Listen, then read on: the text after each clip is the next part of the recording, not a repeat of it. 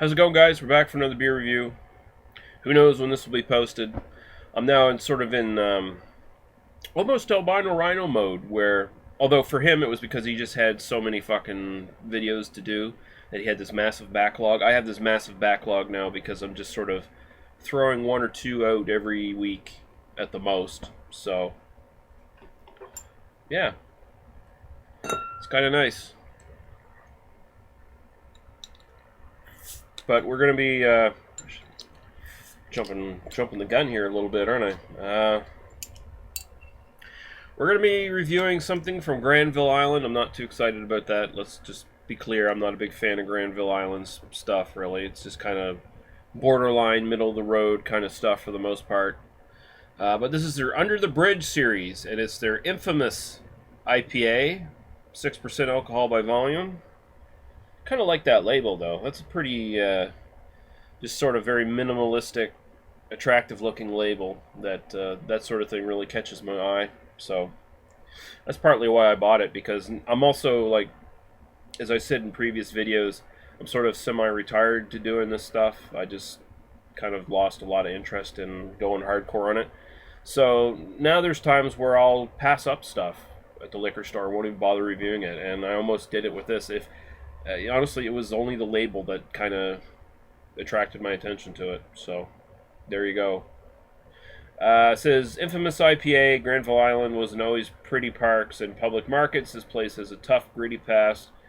Oh, Jesus Christ. Are they going the Sleeman route now with the, oh, we gave our beer to Al Capone and shit, and fucking speakeasy and blah, blah, blah, blah. Fuck you. This place is a tough, gritty past. Fire trap factories, shadowy characters, dark dockside tales. A bitter start and a bright finish sound familiar. Our well-hopped IPA is an homage to our patchy history. Oh, excuse me. Whoa. Just picked up some dust somewhere. Wow. Plenty of Pacific Northwest personality. Get under the bridge. Yeah. So I don't really know.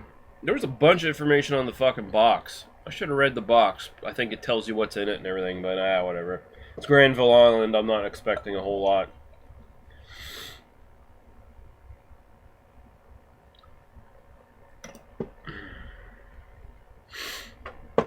Ugh.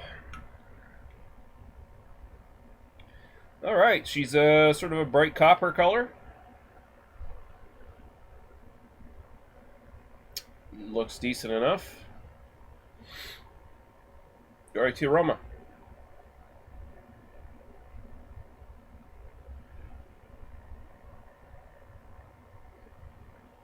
You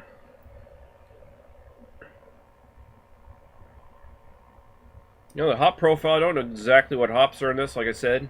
And I don't recall exactly what hops are in St. Amboise, St. Ambrose, whatever you want to say. Their standard IPA. But it smells similar to that. It's got a sort of a similar hop profile, although not as strong. And this has a stronger sort of caramelly malt base coming out as well.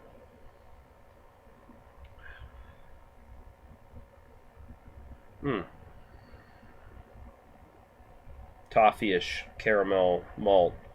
And yeah, the hops are a little bit fainter, but they're similar to they smell similar to St. Ambrose.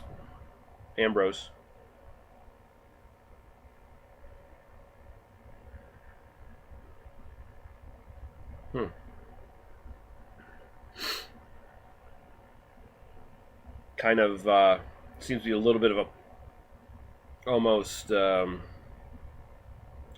resiny, slightly dank pine kind of thing in there somewhere. Just very faint though. Don't get the idea that this is a big punch you in the face sort of hop smell or anything like that. I'm just digging deep here for some notes, but yeah, it smells very nice. I think this might be the best smelling Granville Island product I've ever had, so there you go. Cheers to that, and we'll go right to the taste.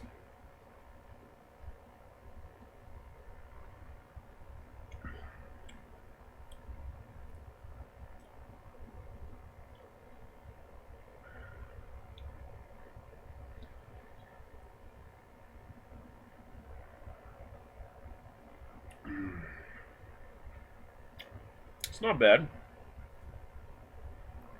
A little bit of malt taste up front. This is mostly a showcase for whatever hops they're using in this one. Slightly piney in the background. There's at least enough of a level of bitterness to go there where I'll go, yeah, this is definitely an IPA. Seems slightly watered down compared to some of its contemporaries, and by contemporaries I would probably count not necessarily like craft IPAs, because I don't really consider Granville Island that much of a craft brewery. They're more of a pseudo craft brewery. So I'd compare this to like Hop City Hop Bot, which is far superior to this, by the way, and more complex. But this isn't too bad.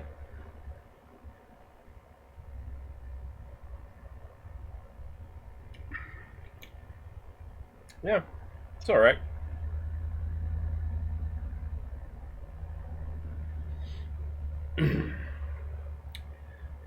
Not a big lingering finish or anything like that. Not a lot of complexity. It's sort of a one-note showcase of whatever hops are going on in here more than anything else. Yeah, but it's all right. It's pretty good.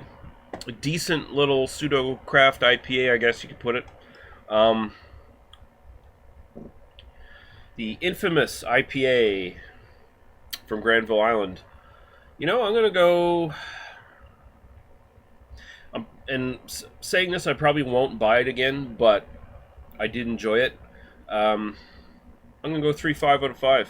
It's actually pretty decent. So there you go. Infamous IPA from Granville Island. Worth checking out if you want a sort of a more easygoing IPA. Not a lot of complexity or anything, with a nice bitterness going on. So, although, I mean, for me personally, if this was sitting on the shelf next to St. Ambrose IPA or Hopbot or something like that, I'd be picking Hopbot and St. Ambrose over this any time. But that's just me personally. So, all right, cheers, guys. I've lost the ability to talk properly. I apologize.